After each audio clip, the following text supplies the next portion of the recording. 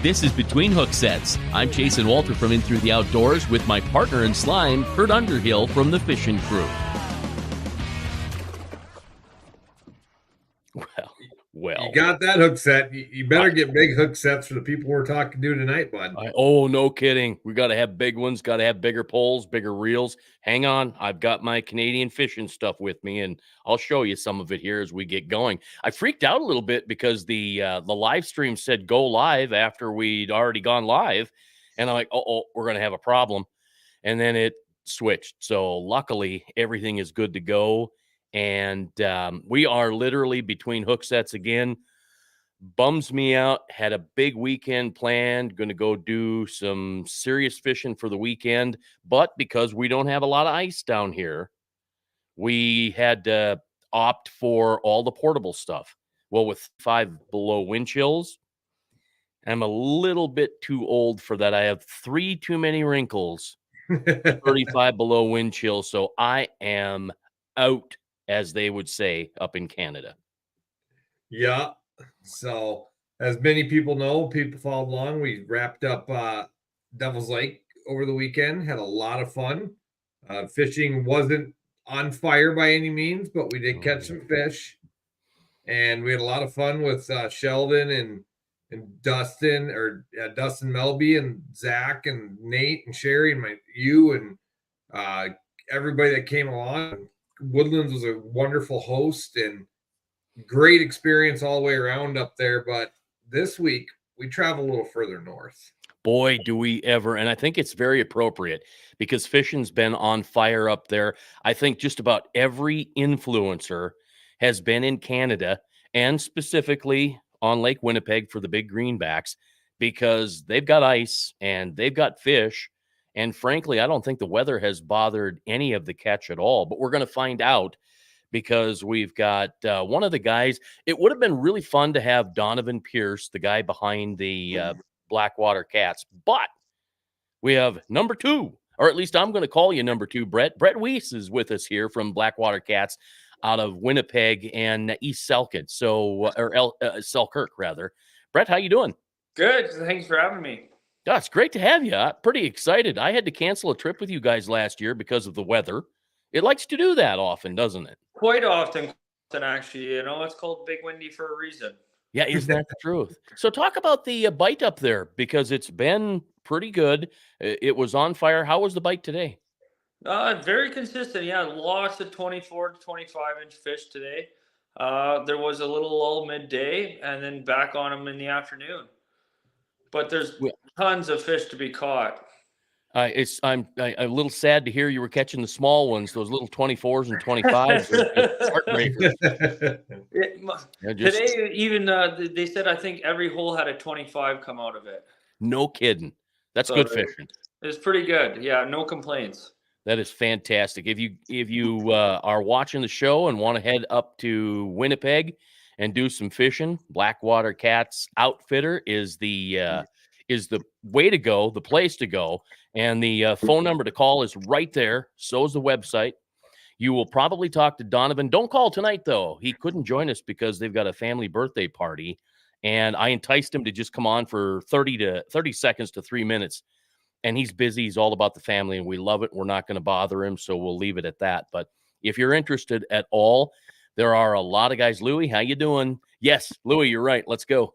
I think Kirk's ready to go, too. So I'm ready.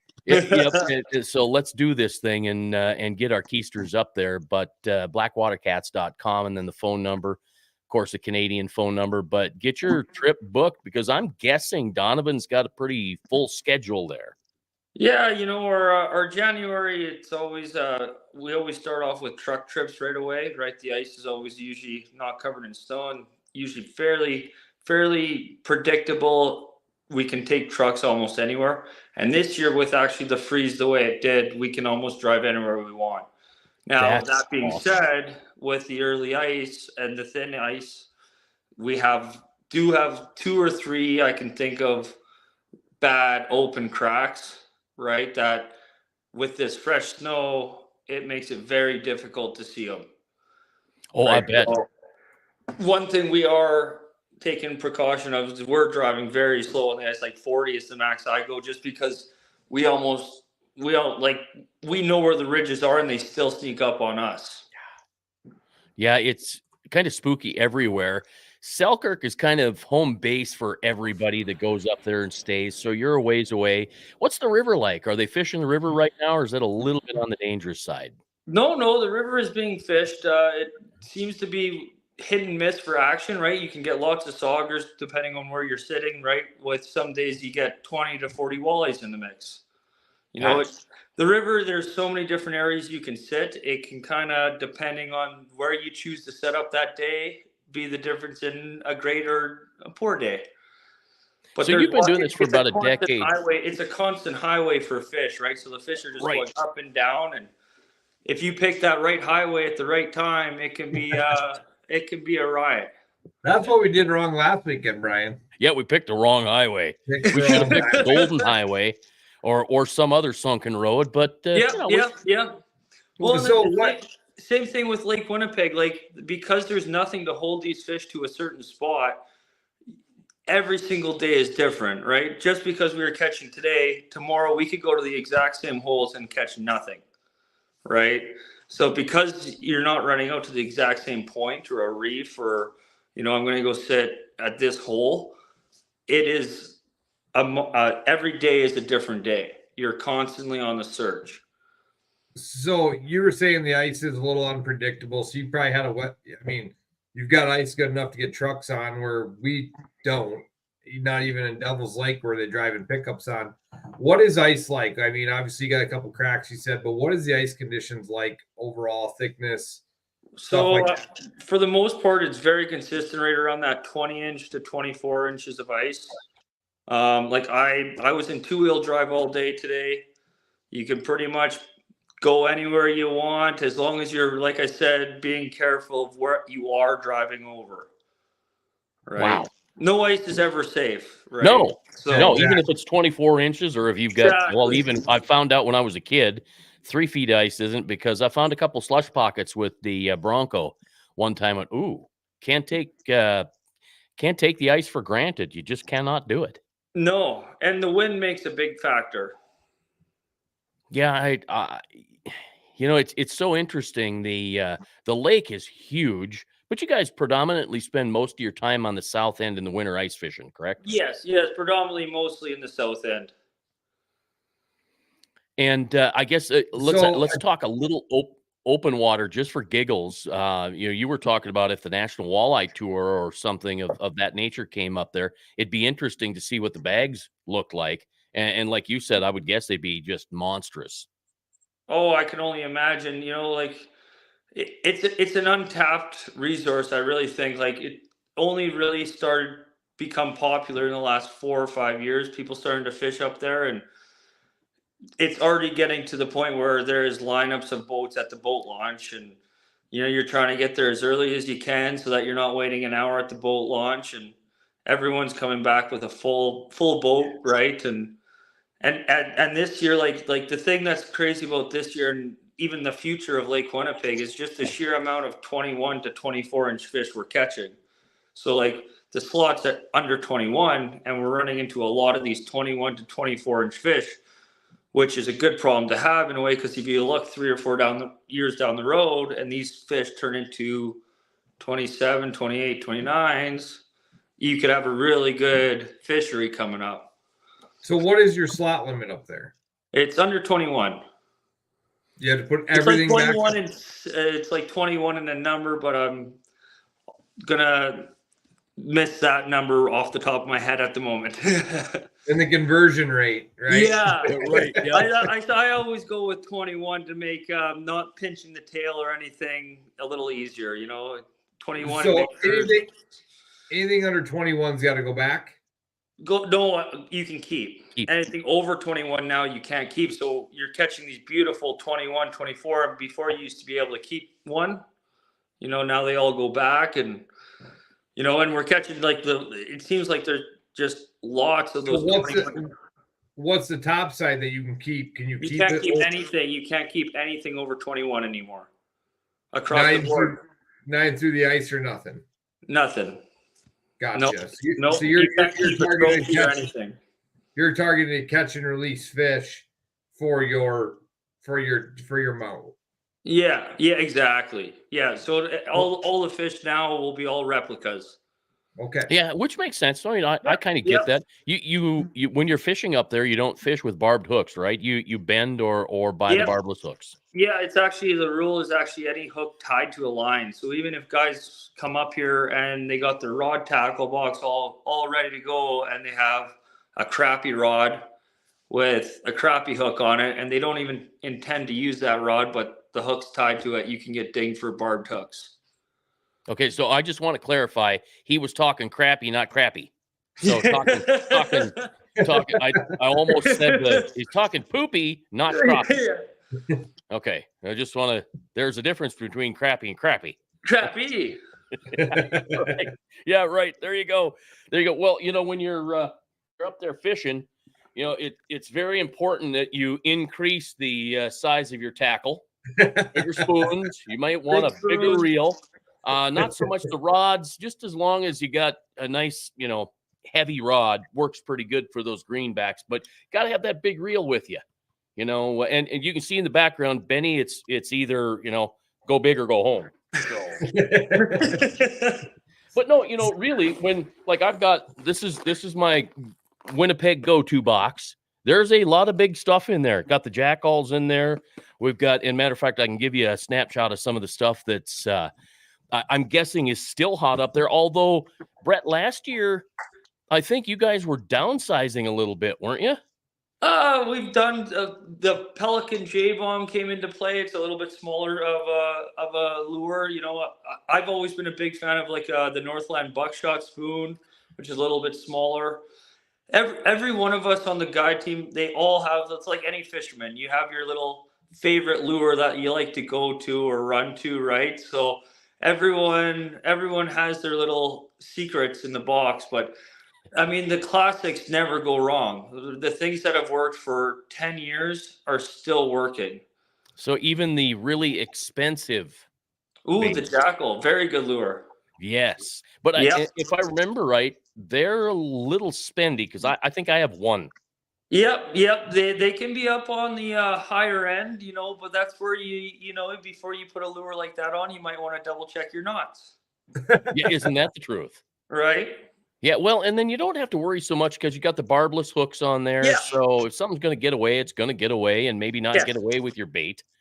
So I guess that might be a good thing. I know this is something that I see on the internet every once in a while too, and it looks like this is something you guys use obviously back is the greenback slammer, which I really haven't heard of a whole lot of guys that go up there and use a jig or catch fish jigging through the ice. Like you said, open water, but how about ice fishing? It works. It works great. It works, just some days just a minnow sitting on a jig dead stick, then you just flick it once or twice when a minnow fish comes in and it can trigger them on those off days. It really can. Okay, so we're talking salted minnows Salted minnows, live minnows. This year, in the last couple of years, we've noticed a little bit of a shift. I would say it's not so much a shift, but maybe there's more days where you notice a difference where having live bait might make a difference.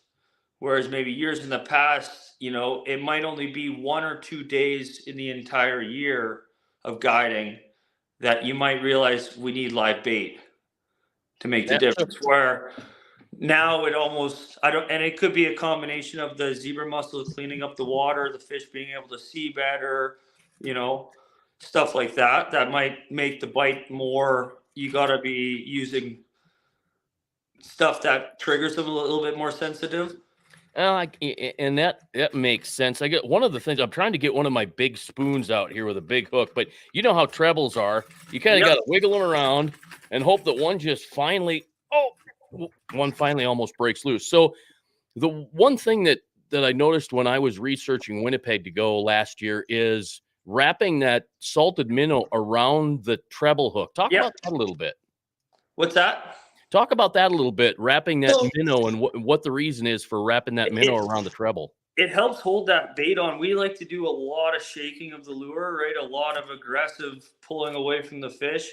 And if a lot of times if we just hook it on once, right, that minnow will fall off the moment you try to move it too fast.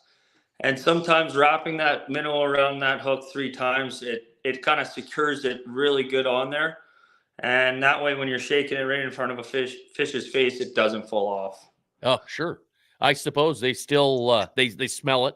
They've Yeah, got the sense of the fact that it's meat and it's food, and they'll still attack it. A lot of the times, like I'll rip minnows right in half, and I'll just put the 2 halves on it. Like a lot of times, you just need a piece of meat. It's just a little piece of scent. So even just a couple pieces of meat, like minnows pieces, will work. So are they pretty sensitive to the reaction bite? You know, if you're jigging just empty spoons, you know, that kind of thing, or do you really you got to have the meat?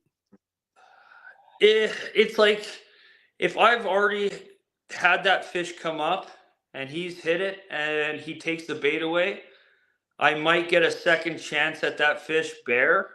If you're really, like, you get it back down right away and he turns but he's already tasted that minnow, he's already hit it once, then I think you might have a chance. And don't get me wrong, you still will catch, the odd fish with a bare spoon or, right? The majority of the time, I would say 80% of the time or so, you'd want to have minnow on at least your spoons. Rattle baits, on the other hand, you do not need to tip them, but some people like to put a piece of meat on them too, right? Just to kind of enhance it. But the rattle baits are one of those lures I wouldn't say I'd be rushing to put bait on. Whereas the spoon, on the other hand, I'm going, where's the bait? So do you get into any plastics? Does that play a game up there? Not so much in the winter for me, anyways. In the summer, for sure. In the summertime, I was Winnipeg for sure. But they're improving that plastic so much, and the scents are doing it with them, and all the different things. And a lot of guys are going to a plastic arsenal ice fishing now. Mm-hmm. I'm just kind of wondering if that's a factor up there, or it might be just a thing of where we haven't played around with it enough. Right, where maybe we've just stuck with, like, we know what works, right? We know the lake is heavily based in shiners and rainbow smelt, and they're eating any sort of minnow or fish that's 5-6 inches long that swims by, right? So we know they're feeding heavily on the minnows, and that's where we've kind of had our success over the years. So we just constantly go back to minnows, right? It makes sense. So do they predominantly feed up? Or will they pin bait to the bottom? I would say that's like another one of those things where I would hate to tell you every single fish reacts the same way, because as soon as you do, they're going to do the opposite. But 80% of the fish we do catch are always going to want to be chasing upwards. They're always, the first thing I do when I see a fish come in is I'm trying to get him to chase up as aggressive as he can, as fast as he can. So we had Tom Boley on last week, and he was talking about making noise and rattling halfway up the water column instead of being down at that 1 foot, 2 foot, 3 foot mark. He's talking about rattling in 7 feet of water when they're in 14 feet of water. How about there? Well, what's crazy about Lake Winnipeg is it's not uncommon to have fish constantly cruising suspended.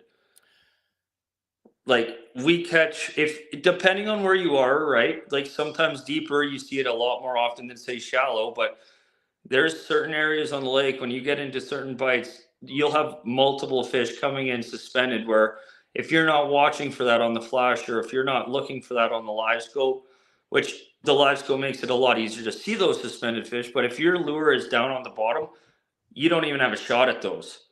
And the thing is, with those suspended fish, 9 times out of 10, if you get your lure in front of those suspended fish, they're going to eat, because they're already up high looking for food. Yeah. But you miss every single one of those fish if your lure is 4 feet below them. Well, that live scope's definitely teaching us to not fish on the bottom, predominantly on the bottom, that we've really got to work that water column heavily, which, it's kind of neat to know that we don't just have to fish the bottom, because there's so many different tactics and things we can do. Last weekend, I seriously was going to go with the Ned rig, but the fish just weren't, they were very neutral. they were a little bit on the finicky side, and I just decided I'm not even going to try it, even though it's kind of a slow presentation. It's as slow as you want to make it. So I wondered if maybe it wouldn't work in Canada, and maybe that's not something that that you want to even mess with up on Lake Winnipeg. It's one of those things where until it's not broken our system yet, right? We're still catching lots of fish, or at least in our eyes, right? We're catching lots of fish, or it's been pretty consistent. And it's one of those, if we were to go a week without catching any fish, we might start experimenting, I think. But when the classics that keep working, right?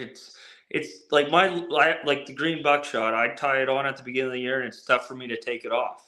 And Sure. one of my nicknames is Buckshot Brett because I know it's worked for 10 years, and it's one of those, like, a confidence thing, right? Your confidence bait. Yeah. Yeah. I'm sure everyone has that bait in their tackle box where they could throw it on and go, well, if this doesn't catch me anything, nothing will, right? And yeah. Plenty of them. Yeah. Yeah, and the bigger sizes. Yeah, right. So how deep of water are you fishing? See, and that's another thing crazy about Lake Winnipeg. They are following the bait. So we catch fish anywhere from 2 feet under the ice, so 2 feet of water, to 20 feet of water, right? They can be anywhere and everywhere at any single time.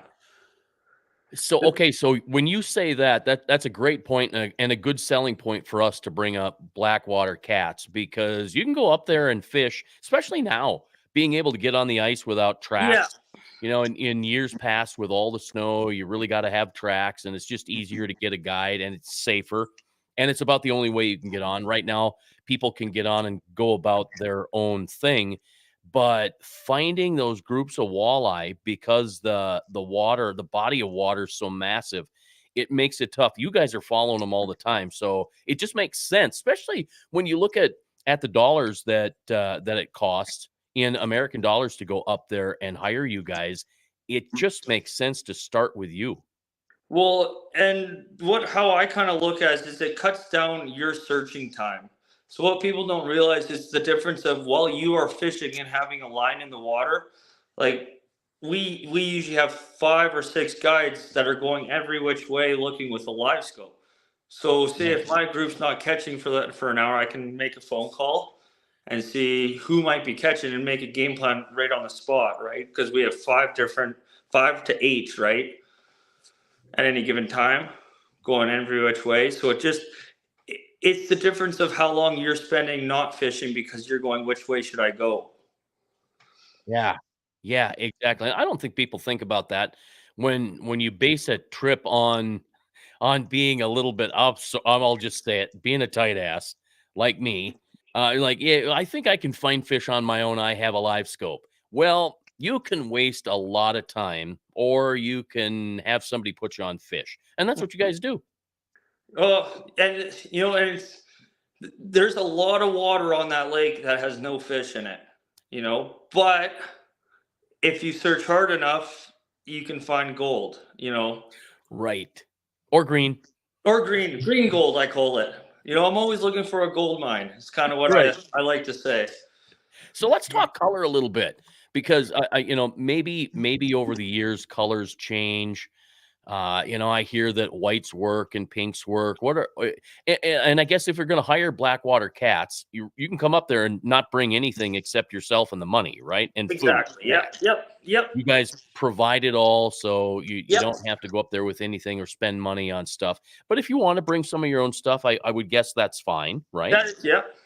And if people are going to go and grab something, whether they want to bring it from home or smoking fish, seems like a really awesome place. It is the one-stop shop. It is like a lot of my guys, they all stop there. It's where I tell them to go.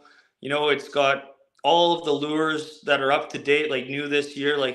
This year, there's a couple new lures that stand out, like Element Custom Baits. I think he has a wing ding that's been really good this year.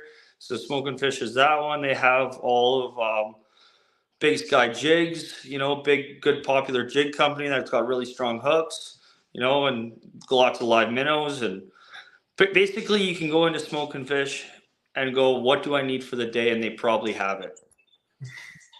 So how about the golden shiners, the live target golden shiners, and the jackalls? If we're going to buy one or two of them, because they are either $12.99, $13.99, or $27.99, you might only want to buy one or two. What colors should we bring up there if we're coming up there? So this year, a lot of blues have been really good, purples and whites. Okay. Kind of the three colors I've been, and pink rattlebaits too. Oh, If I had to put, if I had to have four, that would be probably the four. So if I'm packing to get ready to come up there, we don't have to bring anything. I see a couple there. I see a couple good ones there. yeah. Sorry, Kurt. I didn't mean to interrupt you there with all, but I see a couple I'd like. Yeah, so packing to get ready to come up there. Like I've got friends that are coming up there this next week to run around with you guys. He saw our stuff today and he goes, "Whoa, you're really talking to them guys? We're fishing with them next week." So they're pretty excited.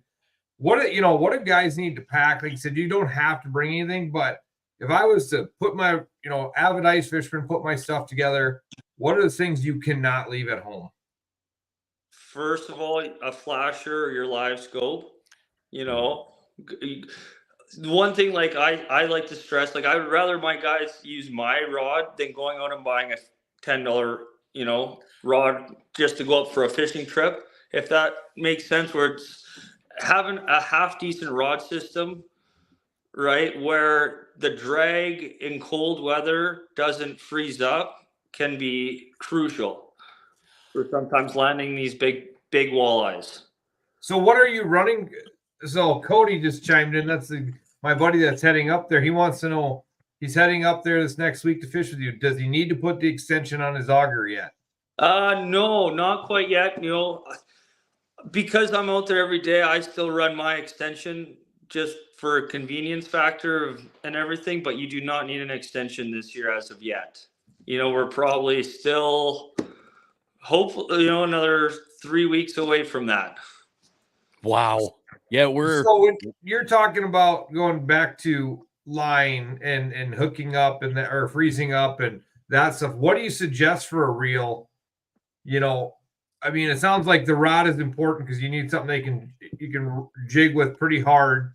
So you need a medium or heavy fast. The biggest thing with a rod is that it's not too soft, that it can handle these bigger walleyes, right? Because like especially this year, some of the fish we're catching are so healthy that they do have some of that weight to them. They are in that 10, 11, 12 pound class, right? And they like for a lot of people that could be a fish of their lifetime. So I kind of look at it as like if you are going to have like if any single hole you fish that day could give you a personal best or a fish of a lifetime, and I'm not saying run out and buy a $500 reel, but or even spend that much money. But I use the Saharas, I think Shimano's, and for what the bang for the buck, $150, I think I've had no issues with them. And that's middle of the range, right? So are you running a 1,000, a 500? Yeah, I run 1,000s. Yeah. Okay. Yeah. And then what are you running a braid or are you running? I run a braid with a 15-pound fluoro. Okay. For my that heavier fluoro. I as I was doing research last year, that's pretty important. Although I heard what I kind of say is I have no problem with the 8 or 10 fluoro, but the difference is when you get into that lower caliber line, you have to be a little bit more diligent during the day, checking your knots, checking your nicks, right? Because if you get too many nicks and then all of a sudden you can do a big heavy fish, you might not have the strength to land it, right? It might be the one where you go, I broke off. So running these big spoons for people that don't know, or the rattle baits, when you're tying your braid line to your fluoro, are you running a swivel or are you just tying a knot there? So the easiest way is to put just a swivel, and a good thing to do is kind of if you ask the guides, or if you get up there and you realize the ice is 2 feet, I'll try to put a swivel right at the same ice thickness. That way, when I see my swivel, I know the fish is about to either come up the hole or he's right there. Yeah. Yeah. Right. Yeah. I try to prefer. I do all FG knots for my transition. How many But- hours do you spend tying those things? I've tried. I can't. I've even tried the whole thing, leaning up against the wall. Like, yeah, no, forget that. Isn't that what the FG knot is? Forget it. Yeah. But there's a bunch of different other knots that you can use and stuff, right? But I do think like having that floral leader can make a difference, especially with, like I was just mentioning earlier, the zebra mussels making everything clearer, right? It might make a difference. Yeah, and we're starting to hear that more down here, that you just have to use floral. I want to mention this really quick. Not that I'm just a goober, but if you're going to pack boxes really tight, and these doggone treble hooks, if you go out and go to I guess it doesn't matter what store you go to, buy those little the braid rubber bands the girls use to do pigtails and all that. Get those teeny tiny little rubber bands that aren't, big around as my pinky, and if you tie that stuff tight, they don't hook as bad and they don't catch as bad, and you don't end up with that big mess, and they just kind of stack really neat. That's just one of the things that I learned that somewhere. I don't remember where, but it's pretty helpful. Yeah. Oh, yeah. It comes in handy. One of the hardest things that happens when fishing is when you see a big mark or a fish coming in and you can't get a rod out, you can't get a minnow on your hook, you can't do anything but get a lure down the hole, and it goes sideways every time. So how many lines are you? Another thing with Lake Winnipeg, where it's because it is so rough, sometimes like how you pack everything, right, can come into a factor, right? Because it is such a big lake. Sometimes if you put into some consideration, how quickly can I move from spot to spot, right? Do I have to pull everything out of my truck to be able to maybe go 100 yards to maybe catch some more fish? Or can I just pack things in a way where, if I slip this in here and this in here, I can hop over there in a couple seconds, right? Yeah. There's always a few things to consider, right? Right. Yeah, that's true. I guess that's why we've got you on tonight, for those that are wanting to head up to Canada and get in on the greenback fishing. How about the trip from the border? Obviously, you've had different clients over the last 10 years. Things were shut down for the longest time, and then it opened up. Now we've got guys coming from the States like crazy. What are you hearing from your clients about crossing the border and making their way up? Is it pretty simple, or are they being hassled a little bit? Don't go through Portal. That's all I can tell you. I went through Portal. I almost ended up in. Have not. It's early in the season for us as well, but I have not heard of any really hassles or anything. A lot of our clients say they mention fishing. The guys usually say, "Where are you fishing?" And that's about where it ends. They kind of right. And I hate to say that because if we have 100 guys come up, probably five vehicles might get questioned a little bit harder, right? Yep, makes sense. I guess in my radio show, if I ever mention fishing in Canada, I always say, going to have a passport for that. So you got to have your passport. Yep. That one's pretty important. I think the last time I crossed the border up there, they asked if I had my passport, and I'm like, well, yeah, do you really need it? No, not really, but here's the thing. We'll let you into Canada. We don't care, but the United States probably won't let you go back home. So I thought that was interesting. So, you get up there, you said you're running out of trucks now. Are you putting hub shacks up, flip overs? Or are you just kind of running and gunning on the ice all day, fishing in the open? It depends on the day, the weather, and even the clientele, right? Like today, we had shacks up because it was a little bit colder. I would never tell someone they have to stand outside and sit in the cold, right? They make fishing shacks to fish out of and be comfortable, right? But there is a dynamic to Lake Winnipeg where, because it is so big and so vast, that sometimes spreading out and covering some water can also lead you to catching a lot more fish and staying on that pot of fish that maybe you're moving on, right? So there's that fine line where it's, you want to be able to move and maneuver and stay mobile and hole hop. But if it's so cold that nothing's working and you can't even feel your hands, well, those are the kind of days where let's get the shacks going, you know. Right. Well, with 24 inches ice, you certainly ought to be able to have wheelhouses all over. Yeah, oh yeah, and even in the last 4 years, we are seeing wheelhouses, you know, popping up all over the place, and it just goes to show you how like popular the sport of fishing is really going, right? Or even like how lucky we are to have like a place like Lake Winnipeg in our backyard that people can just go out whenever they want, you know, and catch probably a fish of lifetime or even just dinner sometimes, right? Yeah, right. So Cody's got another question. How many rods can a person use? And do you set out dead sticks? So for the most part, you can use two. We will set up dead sticks for the most part, but usually we are running and gunning so fast that we usually just do one hole per person.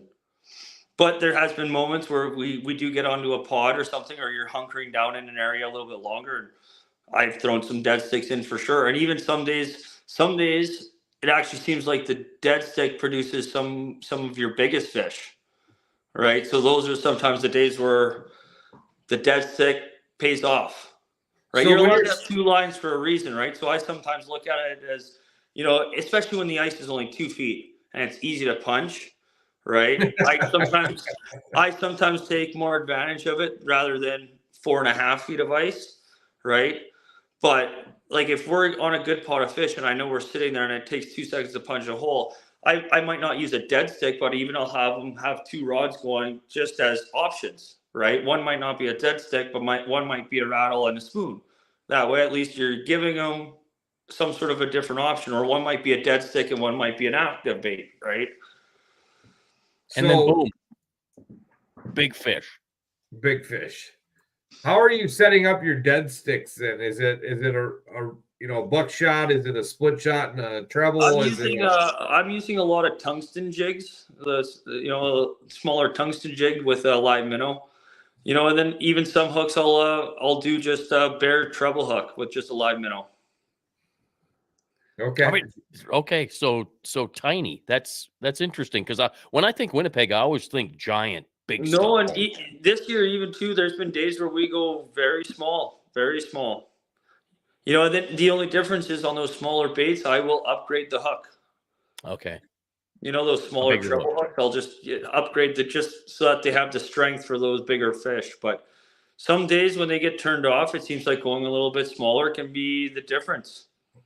Okay, so talk about that a little bit. The strength of the hook, because if I remember right, it's like 1x, 2x, 3x, 4x. So your basic rip and wrap or whatever's got a number 1x on it, and you get into that 3 or 4. And Yeah, I'm good using luck a 5. bending them. Those are what are there A 5. Okay, so that's a super strong hook. You're not going to bend that hook. You shouldn't, anyways. You know, these are owner. Okay. And yeah, it's just it could be like I was saying, especially if I was going out for fun, I might not care. But if you're spending the money to come up here, you're going on a trip of a lifetime to catch a fish of a lifetime. You know, sometimes a simple, you know, and it's the difference of, you know, your hooks that bend a little bit. You take off 21-inch fish with your pliers all day, and they slowly just get looser and looser and open up a little bit. And you know, by the end of the day, they don't have the strength that they do.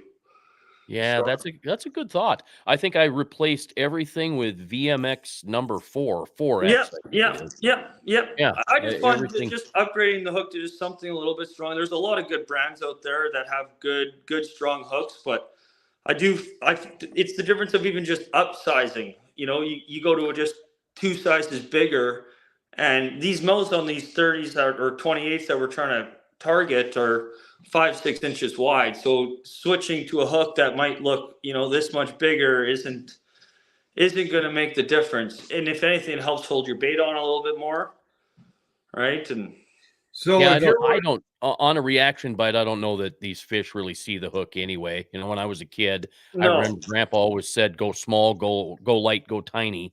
And when you look at, you know, we're using these rip and wraps, and we're pulling those things through the water column. You got the split ring on there, and then you probably have a clasp of some sort, and you got got a whole bunch of stuff there. The fish doesn't care.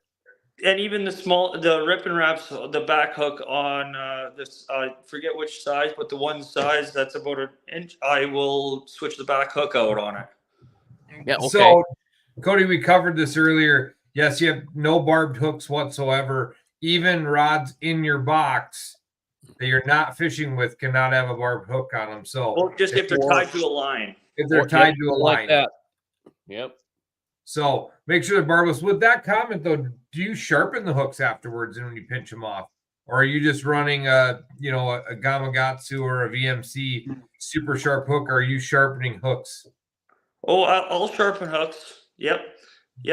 Even like it's the same thing. Like I do a lot of muskie fishing and stuff too, and fishing up north all summer for big pike. And it's the same thing as I look at if this ice is 2 to 4 feet thick and you drive that hook up into it 20 times, right, as hard as you can, that's just the same as hitting the rock twice, is how I kind of look at it. So it doesn't take, like, yeah, these hooks are really sharp, but I also still think that you can have sharper, right? There's never too sharp, right? Yeah, and I don't think good. What's that? Sticky hooks are good. Yeah. Well, and I don't think a lot of people realize just how like ice underneath, if you're reeling it up, it could take that edge off just the slightest bit, right? Or it could bend it open a little bit. Yeah, some of those things that maybe we don't pay attention to. I don't think about the ice messing with my hook, but that's a really good thought. It makes a lot of sense. So you get up there, you get on the ice with you guys, you run and gun. You're going for that trophy fish, but you guys are also catching the under 21 that they want frying pan meals too. Yep. Everyone can take home 4 fish this year. So usually everyone leaves home as long as they want to take home. We're not gonna shove them down their throats, but if they want to go home with fresh fish for the family or for themselves, they're no problem. Fantastic. Quick picture of Donovan here. If you call Blackwater Cats, he's the main guy. Donovan's the guy that'll answer the phone. He's the one that you'll talk to, and you'll set everything up with him. Brett, of course, you're one of the guides, and like you said earlier, you have 8 to 10 different people running around. So that's 8 to 10 guys. Right? Yeah, I think there's 8 of us. Okay. So you guys don't run hard side shacks or snow bears. It's mainly no, and there is a bunch of outfitters out there that are like absolutely amazing at what they do. And the nice thing about Lake Winnipeg is a bunch of these outfitters, they all do something a little different, right? So, you have your pick of choice of who you might want to go with, who might fit your needs best, right? And the thing is, they all do a great job, right? So if you're running around like that, what's your ideal group size? If me and Jason want to get a group together, what's an ideal group size to be able to fish together and be in that group? What is is it 4? Is it 6? Is it 2? I always say like I really like anything over 6. I personally think that you start running with a few less than 6, and it can almost make it tough to stay on the fish or even locate the fish. Right. Once when you start getting maybe over, like it's on the guiding side, if you start getting over 14, I would say that's when it can start getting to, now let's start getting 2 guides. Wow. Okay. So what we do is usually our group says up to 8, and then every person up over 8 is 75 extra. So what? So a nice healthy group is 8 to 10 guys, and that kind of gives you the perfect amount of numbers to kind of chase the walleyes, be effective, but also have the amount of guys to spread out and kind of have options. So if somebody books with you, is it all inclusive? Like you guys line up lodging, all that, or is you kind of point them in the direction of lodging, and then you guys are just taking them fishing? So we do have a bunch of different packages to offer from. So like the all-inclusive package, that's up to 3 people. Right. And then we have like the walleye slayer, and that's the package up to 8, and then a lot of our guests, they all stay at, they get a little bit of a deal if they stay at the Canalta. right? So they get a nice complimentary breakfast. It's like a buffet and everything, and it works out really good. They got a fish cleaning shack in the back with a TV to watch the game, and they have a storage room right The up game, front. is that hockey or football? It's Curling. a game of their choice, you know. So, but the hotel was almost built around like the ice fishermen in a way. They have a room for your augers and all the stuff like that, and you know, you wake up and you bacon, egg, sausage, or the other day was French toast, and it's a great way to start your day. That's Nice. awesome. I was just gonna say, so if you're going up there, on your own, Selkirk is kind of the main base town there. If you want to get motels, how about food? Is there a great place or two for food there in Selkirk? Yeah, so like, you know, Boston Pizza is a classic. A lot of our guys go there for some great pizza. Then my favorite in town is actually Smitty's for the wings. You know, they have really good wings right in town. That one's right beside Selkirk Inn there. Okay. So Those would probably be the you two. said before we got on that you guys did a fish fry and you had ketchup chips and nobody touched them. So Cody, make sure you try the ketchup chips. No one tried them. You're right. Not a fan favorite, I guess. It surprises me. Yeah, most everybody, I'm the only one that doesn't like ketchup in our group, I think. So, you know, I could see why I would leave him. But then again, I would go for the chocolate covered potato chips more than anything. He'll try anything. All right, Cody, good luck there. How about pineapple on your pizza? I put that Yes, one on. absolutely. Nope. So, no pineapple on pizza. guys, we ran your guys' stuff across the screen. Blackwater Cats. You guys make sure you look these guys up. Their Facebook page is incredible. They're putting people on good fish all the time. All their information's down there. Follow them on Facebook. Make sure you check their stuff out. And you guys got dates available for the rest of the season, or are you pretty well booked up? Yeah. So I mean, there's March is looking really busy, but as we kind of push forward into January and February, there's always going to be some openings, right? So I would always say, like, don't hesitate if you are planning on, like, what I kind of say is don't hesitate to reach out, right? Right. If you are planning a trip and you want to kind of see what we can do out there to help you out, don't hesitate to call, and we'll see what we can do to fit you into a right package. Fantastic. So best time, I mean, if you had an ideal time to come, when is that? Because I've always heard March in Winnipeg for greenbacks. Is that the ideal time, or is it kind of, are you seeing bigger fishing, or does that really matter? Is that just us because we don't have ice, or ice getting crappy and we want to go fishing? We catch a lot of like really big fish right in January too. The difference is, I think, is in March it's just warmer.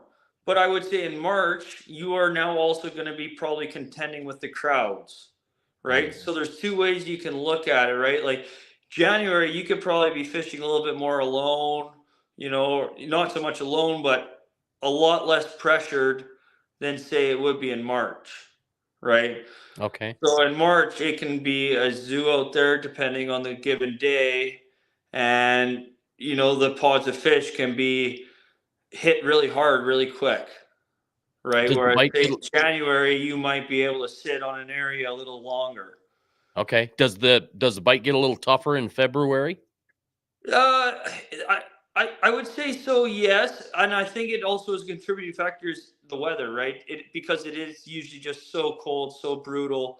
It does make it tough to bounce around, to hole hop, right? To be mobile.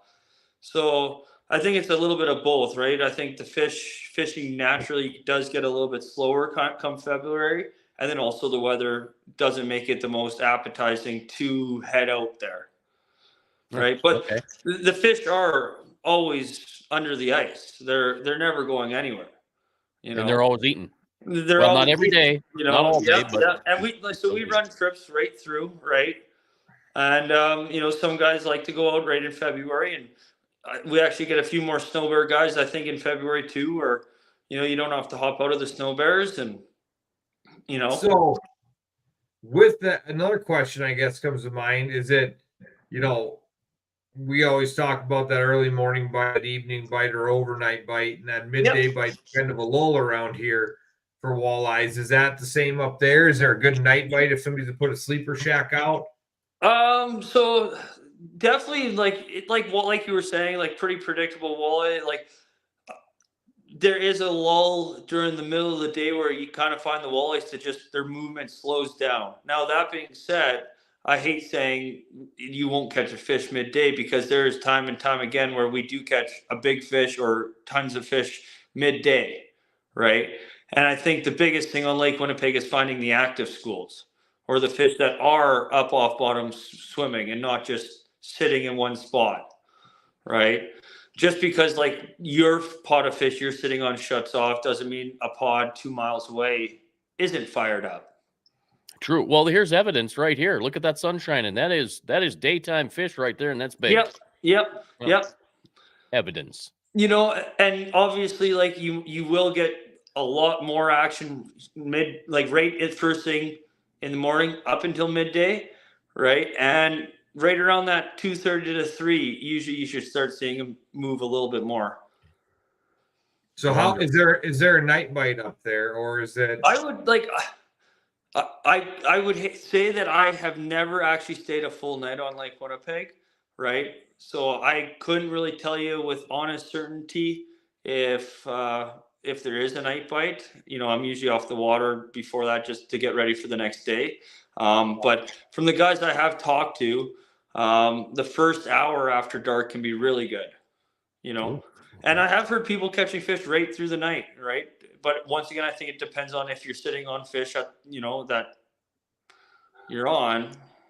It could be a good night. Yeah.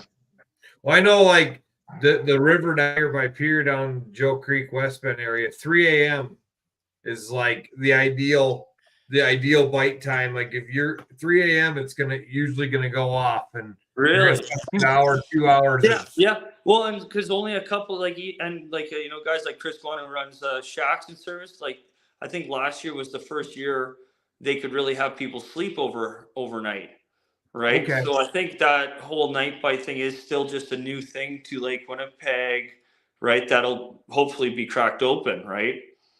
The more people do it, the more they'll be able to see if there is such thing as a night bite. Or so was there laws behind it? You had to be off the water. You couldn't spend the night out there before last year? No, you couldn't sleep. You couldn't sleep in the shelters. Gotcha. Interesting. Well, what time did you have to be off at night then? I'm not too sure what the actual rules about it were, but gotcha. I think there was 3 outfitters that are allowed to now actually rent out for sleeping overnight, and able to hold guests and have them stay overnight. And well, that's a good thing to know for a guy like us, that if we decide to bring the team lodge up there and want to spend the night, that we can't sleep on the ice. So it's a good thing to check into. And now there is actually outfitters that you could, you can. But if I was to pull my own shack up there, is that still regulated where I can't? I think your own shack, don't quote me on this one because I don't want to say a rule that is wrong, but I think your own shack, you could just stay overnight if you wanted to. Okay. Right. Well, that's always a good thing to remember. Don't quote me on that because that rule could be completely wrong. It's always a good thing to wherever you're going to know the rules and regulations, and because they are different everywhere. So, I mean, we always preach ice safety, but rules and regulations are definitely something you got to know. And that's why having a nice guide service like Blackwater Cat. Yeah, Blackwater Cats, obviously, you guys know what's going on there and can keep up on, you obviously keep up on it, and people can rely on you and don't have to worry about it. Otherwise, you got to spend a lot of time doing research because things are different from country to country, whether it's Canada or the United States or what. So important to know what you can and cannot do. I think there are just a lot of people that don't understand you can't have barbs on your hooks. That's a big no-no up there. And it's such a teeny tiny thing. Luckily, you can squash them all with a plier real quick, but you don't want to get caught with a barb on a hook up there. No, I believe it's $150 a hook. So for a treble hook, that's 3 hooks. So, Now you're talking a rattle bait that's 6.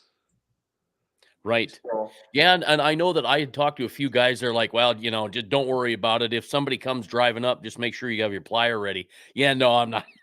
No, I'm just not going to have you barbs gotta on be my quick. hook. You Yep, gotta be I'm quick. not. I am not, because I might miss one, and I'm Yeah. not going to do it. Either that or Yeah. I'll poke myself, and yeah, I'm just not going to do Well, that. if you're like me, you have 5 other rods in the truck. Yeah. So you can't clip them all that fast. Yeah. Better to clip the barbs first. Yes, isn't that the truth?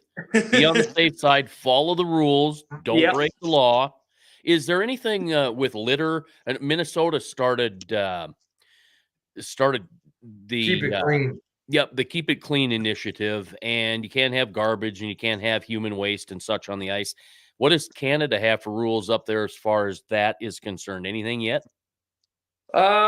We do the best we can. If we see garbage out there, we try to grab it. But right now, it's still just a do a good deed out there kind of service, right? It's clean up after yourself, and unfortunately, you do drive by some spots that are left, just like everything was left there on purpose, and you try to go around and pick up that kind of stuff. And most of the people that fish, they're great humans, right? They're out there just to have a good time, enjoy the outdoors, and soak in the fresh air, right? So right, like you don't were saying, spit your sunflower seeds on the ice. Yeah, what's that? Right.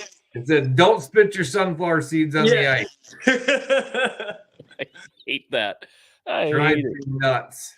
So is there anything that we left out? Because obviously, we don't come up there and fish in Canada all the time. So maybe we're missing something or forgetting something or leaving something out.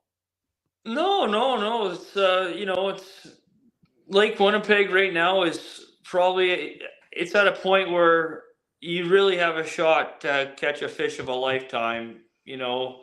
At any given chance out there, right? And the future of Lake Winnipeg, hopefully things continue to go the way we're looking, right? And it's looking really good. Fantastic. Brett, it's been great to have you. Brett Wiess from the Blackwater Cat Outfit. Boy, I'll tell you, here, let me do this. Blackwater Cat's Outfit. I got a little tongue twisted there, and that happens to me. I almost called Moritz Sport and Resort. Almost got that one wrong last weekend too, so I got to start writing things down. But anyway, Brett, it's great to have you. You got to laugh a little bit and have some fun, and I'm sure you guys do that when the guys come up or when the clients come up. Oh yeah, absolutely. It's going to be an awesome season. We're only a couple weeks in, right? So the season is going to be a long one, but a fun one with lots of big fish, hopefully. Fantastic. And if them Boyden boys, give them hell. When the Boyden boys get there, give them hell. And if they miss the fish, make sure they hear about it. I'll make sure to take them to No Fish Bay. There you go. Yeah. Let them catch a few. I don't want them to come all the way through and not catch them, but don't go easy on those boys, especially JP. It was a pleasure for you guys to have me on this show. Thank you very much. We appreciate it. Good luck to you. Stay safe on the ice out there, too. Thank you. All right. Take care.